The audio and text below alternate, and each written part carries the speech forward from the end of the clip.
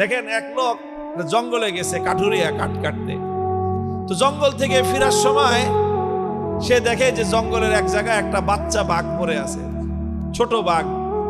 বাঘিনী হয়তো কোথাও গেছে শিকার টিকার করতে, ওই বাঘের বাচ্চাটা বাঘিনী থেকে তার মায়ের থেকে আলাদা হয়ে গেছে। এখন কাঠুরিয়া বাঘের বাচ্চা পাইছে, ছোট বাচ্চা, শখ করে এটাকে কোলে করে বাড়িতে নিয়ে আসছে।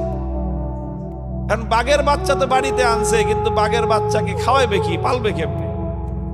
এখন চিন্তা করতেছে যে বাঘের বাচ্চাকে পালা যায় কেমনে। এটা ছোট বাচ্চা, মায়ের সাথে থাকে, মায়ের দুধ খায়। এখন হঠাৎ তার মাথায় একটা বুদ্ধি আসলো যে আমার কাছে তো এই বাঘের বাচ্চার মা নাই, কিন্তু আমার ঘরে তো ছাগলের বাচ্চার মা আছে।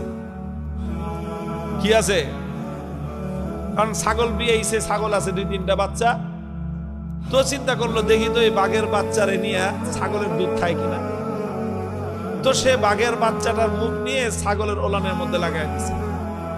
তো ওলানে লাগাইতেই ওর মুখের মধ্যে ছাগলের ওলান থেকে দুধ আসছে। এখন বাঘের বাচ্চা তো দুধ খাওয়া শুরু করছে। ওর হলো পেটে ক্ষুধা, খাওয়ান দরকার। এটা কি বাঘের দুধ না ছাগলের দুধ, এটা ওর জানার দরকার আছে। কি বলেন? তো ছাগলের দুধ খাওয়া শুরু করছে। ছাগলের দুধ খেয়ে মোটামুটি ভালোই। লোকটা দেখলো যে যাক, তো একটা ব্যবস্থা হইলো যে বাঘের বাচ্চা ছাগলের দুধ খায়। এখন এইভাবে দিন যায়, রাত কাটে। ছাগলের বাচ্চার সাথেই রাত্রে ঘুমায়, ছাগলের বাচ্চার সাথেই দিনের বেলায় ঘোরাফেরা করে, ওই ছাগলের বাচ্চার সাথেই ছাগলের দুধ খায়। এইভাবে দিন গড়ায়, মাস গড়ায়া বেশ অনেক দিন চলে গেছে। কয়েক মাস যাওয়ার পরে ছাগলের বাচ্চাও বড় হয়েছে, বাঘের বাচ্চাও বড় হয়েছে। তো ছাগলের বাচ্চা একটু বড় হইলেই তো ছাগলের বাচ্চার মাথায় শিং গজায়, গজায় না? ছাগলের বাচ্চার মাথায় যখন শিং গজায়, তখন দেখবেন নতুন নতুন শিং গজাইলে ছাগলের বাচ্চার একটা প্রবণতা তৈরি হয়, খালি গুতাগুতি করে, ত্রিং বিরিং বেশি করে, যার তার সাথে গিয়ে গুতাগুতি লাগে। নিজেরা গুতাগুতি করে, কুত্তা পাইলে কুত্তার সাথে গুতাগুতি লাগে, বেড়ার সাথে গুতাগুতি লাগে, গাছের সাথে গুতাগুতি করে। এটা হলো ছাগলের বাচ্চার স্বভাব। ব্যাঙ যেরকম নতুন পানি পাইলে লাফায় বেশি, রাজনৈতিক পাতি নেতারা ক্ষমতার গন্ধ পাইলে লাফায় বেশি, ছাগলের মাথায় শিং গজাইলে লাফায় বেশি। কুনা ব্যাঙ, রাজনীতির পাতি নেতা, ছাগলের বাচ্চা, তিনটার একই চরিত্র। এখন যখন ছাগলের এই শিং গজাইছে, ও তো খালি গুতাগুতি করে, একটা একটার সাথে গুতাগুতি লাগে, বাঘের বাচ্চার সাথেও গুতাগুতি লাগে। এখন বলেন, বাঘের বাচ্চার মাথায় তার শিং গজায় না, বরং বাঘের বাচ্চার মাথাটা একটু তুলতুলে নরম নরম। তো ছাগলের বাচ্চা গুতা দিয়ে মজা পায়, নরম জায়গায় গুতা দেয়, দেখে শিং ঢুকে যায়, ও খুব মজা পায় ছাগলের বাচ্চা। এখন বাঘের বাচ্চাও ছাগলের বাচ্চারে দেখা ও গুতা দিতে আসে, ও গুতা দিয়ে উল্টা ব্যথা পায়, কারণ ওর মাথায় তো কি নাই, শিং নাই। এখন বাঘের বাচ্চা খালি কান্দে আর আল্লাহর কাছে দোয়া করে যে আল্লাহ তুমি আমার 2টা শিং দাও। কি দাও? আচ্ছা আপনারা বলেন তো, বাঘের বাচ্চা কতদিন দোয়া করলে আল্লাহ শিং দিবে ওর মাথায়?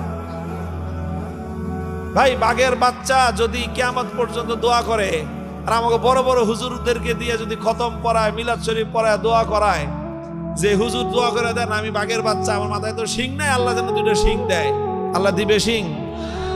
আরে ভাই, বাঘের বাচ্চার মাথায় কি শিং হবে নাকি? কিন্তু বাঘের বাচ্চা তো বুঝে না, ও মনে করতেছে শিংয়ের মধ্যেই সব শক্তি। ছাগলের মাথায় যেহেতু শিং আছে, এই জন্য ছাগল শক্তিশালী, আমার মাথায় যেহেতু শিং নাই, এই জন্য আমি দুর্বল, এটাও ভাবে।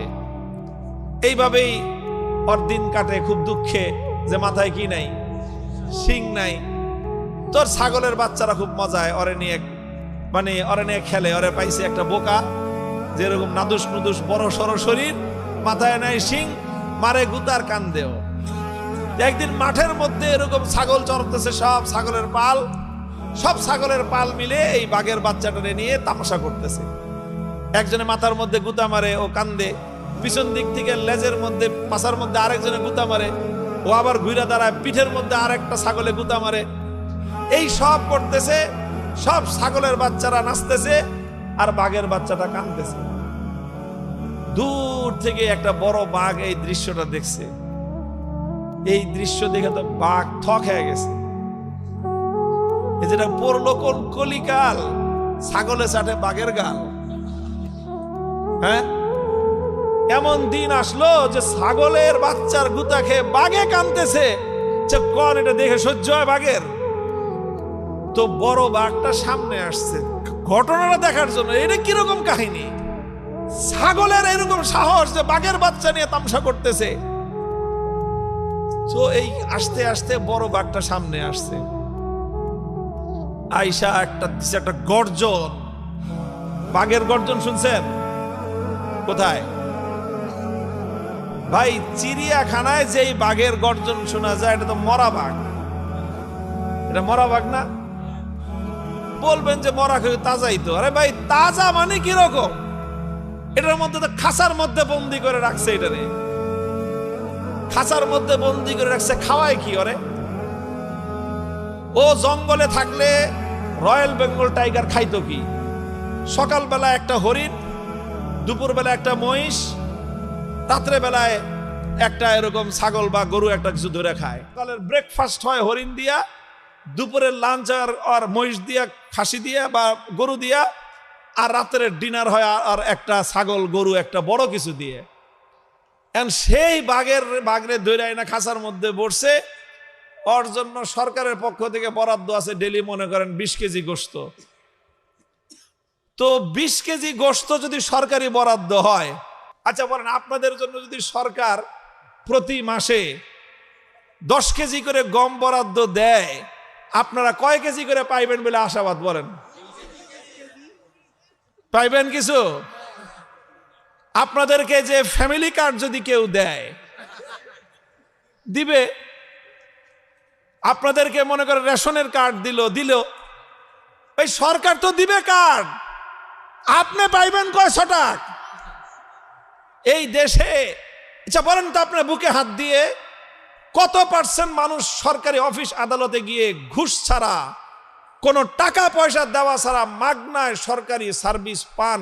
কত পার্সেন্ট মানুষ পান আছেন বলেন? হাত উঠে দেন।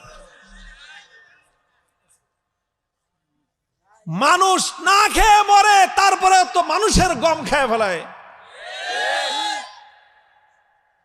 ব্রিজ কালভার্ট বানাবে, রডের বদলে বাঁশ দিয়ে বসে থাকে। তাইলে এই যদি হয় মানুষের সাথে আচরণ, চিড়িয়াখানার বাঘের সাথে কি করে ওরা? আর বাঘে তার কইতেও পারে না তুই আমার গোশত মেরে খাইছস।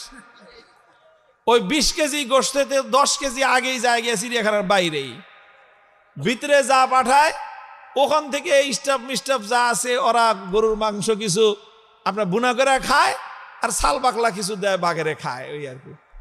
তো এই খায়া খুয়ে সারাদিন চিত্তে শুয়েই থাকে। এরপরে এই বাঘরে যদি কেউ খোঁচা মারেন, তাহলে দেখেন বাঘের তাকাইলে আপনার কলজা পানি শুকিয়ে যাবে। এরপরে মাঝে মাঝে ও একটু নিঃশ্বাস ছাড়ে, গর্জন দিবে কি? এই মরা বাঘ, আটকানো বাঘের বুকের থেকে গর্জন আর হুঙ্কার বের হয়। এরপরও সামান্য একটা আওয়াজ যখন করে, গোটা চিড়িয়াখানা থরথর করে কেঁপে উঠে, সমস্ত পোলাপান দৌড় দেয় যে বাঘ গর্জন দিতেছে দেখার জন্য। এই যদি হয় মরা বাঘের গর্জন, তো জঙ্গলের আসল বাঘের গর্জনটা কেমন হয়? একেবারে জমিন থেকে আসমান পর্যন্ত থরথর করে কাঁপতে শুরু করে, পাহাড় পর্যন্ত কেঁপে উঠে বাঘের গর্জন।